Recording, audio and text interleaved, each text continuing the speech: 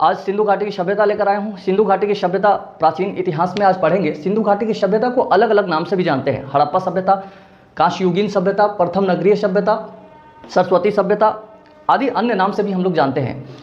सिंधु घाटी की सभ्यता जो है एक बहुत पुरानी, एक सदियों पुरानी जो है एक गुमनाम सभ्यता थी। 1920 से पहले तक इस सभ्यता के बारे में कोई जानकारी ही नहीं थी। बहुत सारे विद्वानों का ये धारणा था कि सिकंदर का आक्रमण जब भारत में होता है 326 ईस्वी पूर्व में, तो उससे पहले भी कोई ऐसी सभ्यता थी, ये उन लोगों को जानकारी नहीं थी। लेकिन वहीं हम देखते हैं कि जब 1921 में दयाराम साहनी और राखाल दास बनर्जी, ये दो ऐसे पुरातात्विक ये थे लोग जिन्होंने हड़प्पा की खोज किया और उसके बाद एक और है मोहनजोदड़ो की खोज की। तो हड़प्पा और मोहनजोदड़ो की खोज 1920 के आसपास हुई, तो लोगों को पता चला, विद्वानों को भी ये पता चला कि हाँ, हमारे यहाँ भी एक सभ्यता थी। जो उसका विस्तार देखेंगे हम लोग आज, उसके बारे में विस्तृत रूप से पढ़ेंगे, महत्वपूर्ण स्थल को भी देखेंगे। तो हड़प्पा सभ्यता जो है, हड़प्पा सभ्यता में हम लोग आज उसके अलग अलग जो विशेषताएं हैं उसको भी पढ़ेंगे। भूमिका को देखेंगे, क्या भूमिका थी, उत्पत्ति को देखेंगे, इसके बाद कालक्रम को देखेंगे, इसके बाद देखते हैं इसका विस्तार देखेंगे, महत्वपूर्ण स्थल देखेंगे और उसके विशेषता। हम देखते हैं कि प्रथम नगरीय सभ्यता, तो ये नगर है, 7 ऐसे नगर थे, उसको भी हम लोग पढ़ेंगे इसमें। सामाजिक और सांस्कृतिक भी जीवन को देखेंगे कि हड़प्पा सभ्यता जो थी उनकी सांस्कृतिक जीवन क्या थी और सामाजिक क्या थी, सामाजिक और सांस्कृतिक क्या थी, धार्मिक क्या थी, वो हम लोग पढ़ेंगे इसमें। सामाजिक और सांस्कृतिक में पढ़ेंगे नगर नियोजन देखेंगे, समाज देखेंगे, स्त्रियों की दशा देखेंगे, खान पान कैसा था, वेशभूषा कैसा था, मनोरंजन, धर्म, ये सब आदि इन चीज़ों में पढ़ेंगे। आर्थिक जीवन को भी देखेंगे, उस समय आर्थिक जीवन कैसा था। तो देखिए, सिंधु घाटी सभ्यता एक आध ऐतिहासिक काल के अंतर्गत आता है, जिसमें देखते हैं कि पुरातत्व साक्ष्य उपलब्ध है और लिखित साक्ष्य भी उपलब्ध है। लेकिन लिखित साक्ष्य को हम लोग पढ़ नहीं पाए, तो नहीं पढ़ने के वजह से ही हम देखते हैं कि कालक्रम, जो तिथि का जो कालखंड है, उसमें भी विद्वानों को अलग अलग मत है कि ये कालखंड अलग अलग विद्वानों ने दिया है। उसके बाद देखेंगे, देखिए इसमें भी आर्थिक जीवन में हम लोग पढ़ेंगे, लिपि पढ़ेंगे, मुहरा पढ़ेंगे, कृषि पढ़ेंगे, पशुपालन क्या था, शिल्प उद्योग क्या था, व्यापार क्या था, इन चीज़ों को भी हम आर्थिक में पढ़ेंगे। और इसके बाद एक और पढ़ेंगे पतन का कारण। पतन का कारण क्या है, ये भी बहुत विस्तृत रूप में थोड़ा सा पढ़ेंगे। चलिए अब शुरुआत करते हैं पहले भूमिका से। देखिए भूमिका में आते हैं हम लोग, भूमिका यानी खोजकर्ता। तो देखिए भूमिका में हम लोग महत्वपूर्ण रूप से ये फर्स्ट जो आता है 1826 में चार्ल्स मेंसन। देखिए 1826 में चार्ल्स मेंसन को एक जानकारी हो गया था कि कुछ तो वहाँ उस जगह में है। उन्होंने को लगा था कि हड़प्पा एक जगह है और जहाँ पर कुछ तो है, जहाँ पर कुछ ध्यान आकर्षित लोग करवाया, लेकिन स्पेशली उसके लिए कोई खुदाई नहीं किया गया कि यहाँ पर कुछ है। इसको लाइट में लिया गया, स्पेशली वहाँ पर जाकर के खुदाई नहीं किया गया। तो चार्ल्स मेंसन जो 1826 में इसकी जानकारी दिया था कि यहाँ पर कुछ है जिसको हम लोग खोदने से कुछ पता चलेगा। वहीं देखते हैं कि फिर 1853 से 56 में जब देखते हैं कि भारत में रेलवे का जो है ना विस्तार होता है, रेलवे जो है उस समय 1853 में पटरियाँ बिछने लगती है। उसी समय देखते हैं कि जॉन ब्रंटन और विलियम ब्रंटन, ये दो बंधु थे जो कि उस समय कनिंघन महोदय के नेतृत्व में एक रेलवे ट्रैक बन रहा था। वो रेलवे ट्रैक कहाँ से बन रहा था, तो कराची से लेकर के लाहौर ये रेलवे ट्रैक बिछा रहे थे। तो रेलवे ट्रैक बिछाने के ही क्रम में हड़प्पा के जो ईंट था, हड़प्पा में ईंट था, काफ़ी ईंटें थी, तो ईंट का जो ले जा करके वो ईंट और ये ट्रैक बनाया जाने लगा। तो ट्रैक बनाने के ही क्रम में इनको लगा कि यहाँ पर तो कुछ चीज़ें हैं, अलग अलग बहुत सारे मकान दिखा गया, बहुत टीला देखा गया, तो उन टीलों में लगा कि यहाँ पर तो कुछ है। तो वहीं पर से देखते हैं कि 1920 में, उसके बाद देखते हैं 1921 में, सॉरी 20 नहीं 21, 1921 में देखते हैं कि जॉन मार्शल जो अध्यक्ष थे, भारतीय पुरातत्व सर्वेक्षण के अध्यक्ष थे। तो ये अध्यक्ष थे, तो उन्हीं के नेतृत्व में देखते हैं, दयाराम साहनी के नेतृत्व में देखते हैं कि हड़प्पा का खुदाई चलता है। हड़प्पा में जो जहाँ पर रेलवे ट्रैक, जहाँ पर से ईंटें उठाया जा रहा था, वो 1921 में एक खोज होती है। इस पर ध्यान विस्तृत रूप से अगर दिया गया सिंधु घाटी सभ्यता की खोज के लिए तो 1921 में। इससे पहले देखते हैं कि 1826 में चार्ल्स मेंसन द्वारा सबसे पहले ध्यान आकर्षित किया गया, लेकिन उसको लाइट में लिया गया, तुरंत उसको खुदाई स्टार्ट नहीं हुआ। 1853-56 में आकस्मिक रूप से हम कह सकते हैं कि यहाँ से ईंट जो उठाकर रेलवे ट्रैक जब बनाया जा रहा था तो उसमें इस्तेमाल किया, तो यहाँ पर भी विस्तृत ध्यान नहीं दिया गया।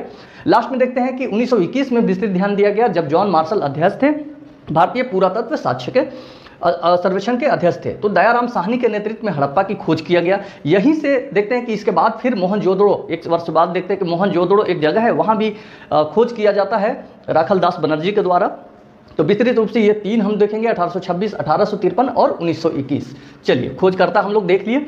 अब उत्पत्ति देखते हैं कि इसकी उत्पत्ति कैसे हुई। तो देखिए उत्पत्ति में भी यहाँ पर 2 मत है, एक विदेशी मत है और एक देशी मत। तो देशी मत का ये मानना है कि ये हमारी जो सभ्यता है सिंधु घाटी सभ्यता, ये ईरान और बलूचिस्तान की सभ्यता थी, जो वहीं से ये आई है। तो हमारे यहाँ की ही सभ्यता है जो उसी समय ईरान और बलूचिस्तान में भी थी। वहीं विदेशी मत का मानना है, विदेशी इतिहासकारों का मानना है कि नहीं, ये मेसोपोटामिया और सुमेरियन की सभ्यता है। देखिए मेसोपोटामिया और सुमेरियन की सभ्यता, हम अगर मैप में जाते हैं तो मैप के बाद इसके बाद देखते हैं कि ये सब सागर है। यहाँ पर भी एक देखते हैं कि इसके बाद यहाँ पर एक सभ्यता होती है, उसको सुमेरियन की सभ्यता कहते हैं या मिस्र की सभ्यता कहते हैं। मेसोपोटामिया सभ्यता और सुमेरियन सभ्यता, तो यहीं से लिया गया है। तो यह बाहरी सभ्यता है, लोगों का मानना था। तो उत्पत्ति में भी देखते हैं कि विदेशी मत और देशी मत दोनों है। लेकिन क्वेश्चन हमको कहाँ से आएगा, देखिए अभी क्वेश्चन हमको भूमिका खोज से आएगी, उत्पत्ति से बहुत कम। कालक्रम को देखते हैं।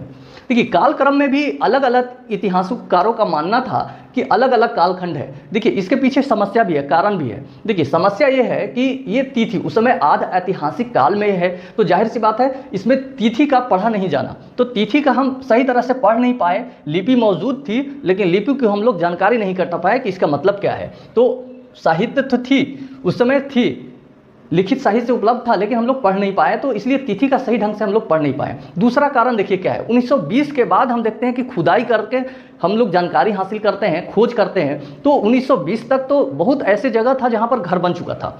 तो घर बन गया, अब उसको तो फिर लंबवत खुदाई करना बहुत आसान नहीं है। तो जहाँ पर घर नहीं बना हुआ था वैसे ही जगहों पर इसकी खुदाई चला, वो भी लंबवत खुदाई करना बहुत मुश्किल था। एक ज़मीन में सीधा एक अंदर की ओर खुदाई करना बहुत मुश्किल। तो लंबवत खुदाई खनन के कारण ही हम देखते हैं कि कालक्रम में अभी सही ढंग से हम लोग नहीं इसको जानकारी हासिल कर पाते हैं। लेकिन वहीं रेडियो कार्बन विधि द्वारा एक जानकारी होती है 2350 से 1750 BC तक, ईसा पूर्व तक। तो ये भी जानकारी कहीं कहीं बुक में आपको मिलेगा, ये 2350 से 1500 मिलेगा। लेकिन मोटा मोटी आप रखिए 2350 से 1750 तक कालखंड आप रख सकते हैं। अब देखते हैं विस्तार, इसके बाद देखते हैं विस्तार। विस्तार देखिए भौगोलिक विस्तार। भौगोलिक विस्तार क्या था उसको हम लोग समझते हैं।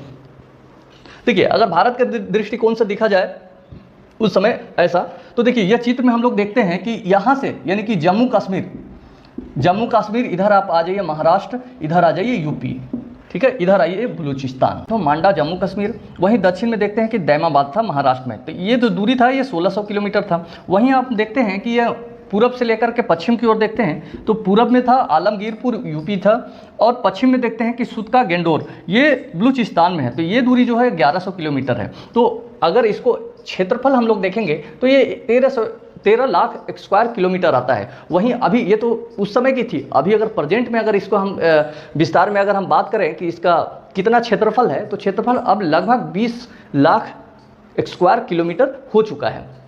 चलिए इसको और विस्तृत ढंग से यहाँ पर समझते हैं हम लोग विस्तार में।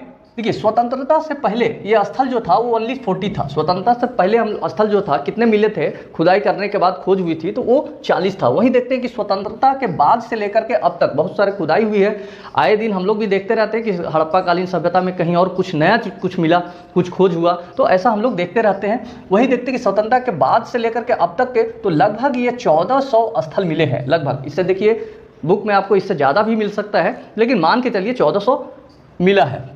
अब इसमें कहाँ से, तो अफगानिस्तान, पाकिस्तान और से वहीं देखते हैं कि 925 मिले। तो ये भारत से जो मिले हैं वो कहाँ से मिले हैं, तो जम्मू कश्मीर, पंजाब, हरियाणा, यूपी, राजस्थान, गुजरात, महाराष्ट्र। ये मैप से हम लोग देख सकते हैं कि जम्मू कश्मीर है, उसके बाद यहाँ यूपी है, इधर देखते हैं हम लोग कि हरियाणा यहाँ आता है, उसके बाद पंजाब भी देखते हैं, उसके बाद राजस्थान देखते हैं, गुजरात देखेंगे हम लोग, ठीक है, उसके बाद महाराष्ट्र। इतने 2, 4, 6, 7 ये 7 जगह है जहाँ से हम लोग मिला है। अब इसको क्षेत्रफल की बात करें तो ये क्षेत्रफल 13 लाख स्क्वायर किलोमीटर है। वो पहले था शुरुआत में, लेकिन अब वर्तमान में ये 20 लाख स्क्वायर किलोमीटर हो गया है।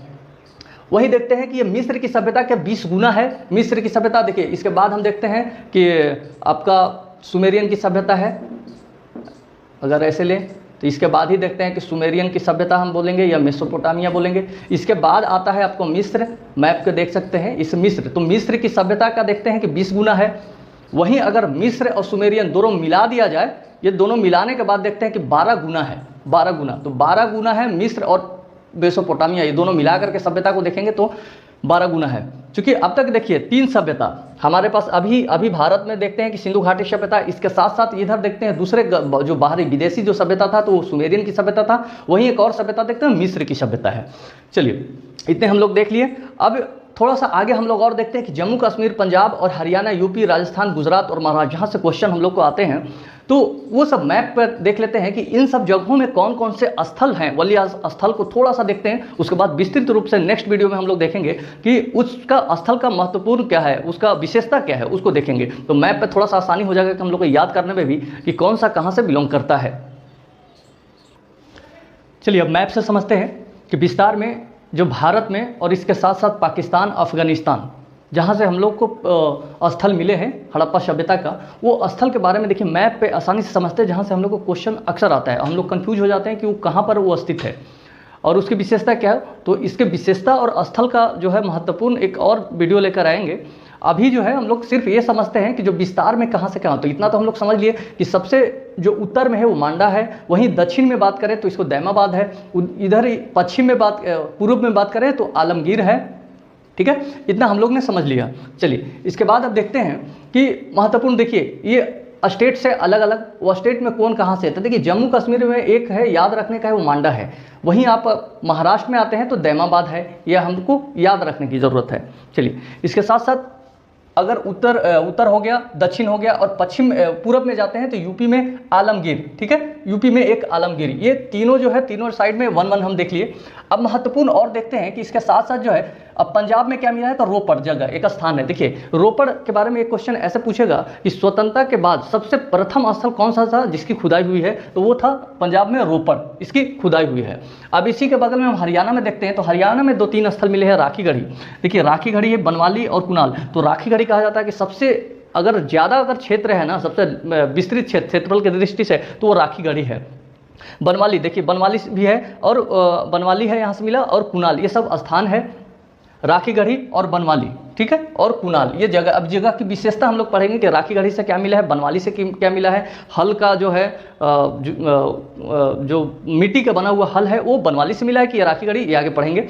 राखीगढ़ी से क्या मिला है वो भी देखेंगे। ठीक है, चलिए इसके बाद एक और देखते हैं राजस्थान। राजस्थान से महत्वपूर्ण एक क्वेश्चन आता है कालीबंगा, इसको बोलते हैं कि काली रंग की चूड़ियाँ भी यहाँ से मिली है। तो कालीबंगा जो है वो काली रंग की चूड़ियाँ यहाँ से मिली है, ये बहुत महत्वपूर्ण यहाँ स्थल है। ठीक है, अब इसके साथ साथ देखते हैं एक और जो गुजरात से बहुत महत्वपूर्ण रूप से 3 स्थल मिले हैं, लोथल, रंगपुर, धौलावीरा। धौलावीरा देखिए वैसा स्थल था जहाँ पर देखते हैं कि स्टेडियम मिलता है डेट टाइम। लोथल देखिए बंदरगाह था उस समय का, तो ये यहाँ से गुजरात से मिला है। दैमाबाद देखिए महाराष्ट्र में, ये हमारा महत्वपूर्ण स्थल हो गया। इसी में से देखेंगे कि महत्वपूर्ण स्थल जो 7 है, जो नगर उस समय नगरीय सभ्यता जो कहा जाता है, इन्हीं में से 7 ऐसे स्थल हैं जो कि नगर में गिना जाता था डेट टाइम।